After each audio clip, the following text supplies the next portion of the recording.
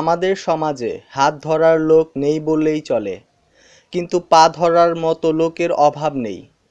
অর্থাৎ আপনি যখন অনাহারে অর্ধাহারে বিভিন্ন সমস্যায় পতিত হয়ে কষ্ট পেতে থাকবেন, তখন সেই অবস্থান থেকে আপনার হাত ধরে টেনে তুলবে এইরূপ লোক নেই বললেই চলে।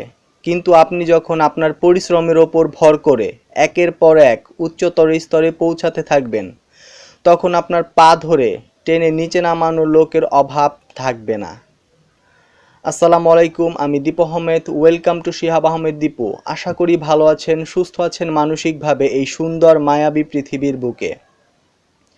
পরশ্রী কাতরতা অর্থাৎ অন্যের ভালো দেখলে নিজের মধ্যে জ্বলনি অনুভব করা মানুষের জীবনে দুঃখ বহনকারী এক প্রধান বৈশিষ্ট্য।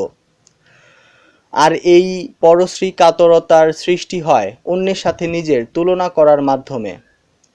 তাহলে আপনি কি ভাবছেন আজ থেকে অন্যের সাথে নিজের তুলনা করা বন্ধ করে দিবেন?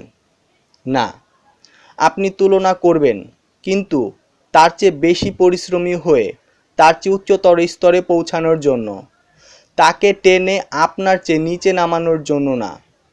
তুলনা করবেন সকলের সাথে ভালো ব্যবহার করে বিনয়ী হতে, সকলের কাছে তাকে অভদ্র প্রমাণিত করার জন্য না। তুলনা করবেন আরও বেশি মেধা খাটিয়ে, আরও বেশি পরিশ্রমী হয়ে, আরও বেশি অর্থ সম্পদের মালিক হতে, তার অর্জিত সম্পদ আত্মসাৎ করার জন্য না।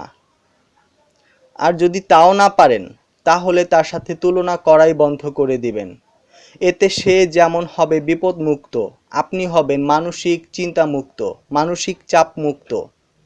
দেখুন, সে এখন যেই স্থানে আছে, না আপনি তাকে সেখানে পৌঁছে দিয়েছেন, না তাকে সেখানে পৌঁছানোর জন্য কোনোরূপ সাহায্য করেছেন।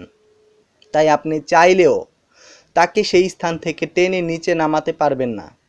তাই এই বৃথা চেষ্টা না করে নিজের প্রতি মনোযোগী হন। নিজের অভিজ্ঞতার মাধ্যমে নিজেকে উন্নত করুন। দেখবেন এক সময় তার সমকক্ষ অথবা তার চেয়ে উচ্চতর স্তরে পৌঁছে গিয়েছেন। আজ এই পর্যন্তই। আশা করি ভালো আছেন, ভালো থাকবেন, সুস্থ থাকবেন মানসিকভাবে এই সুন্দর মায়াবী পৃথিবীর বুকে।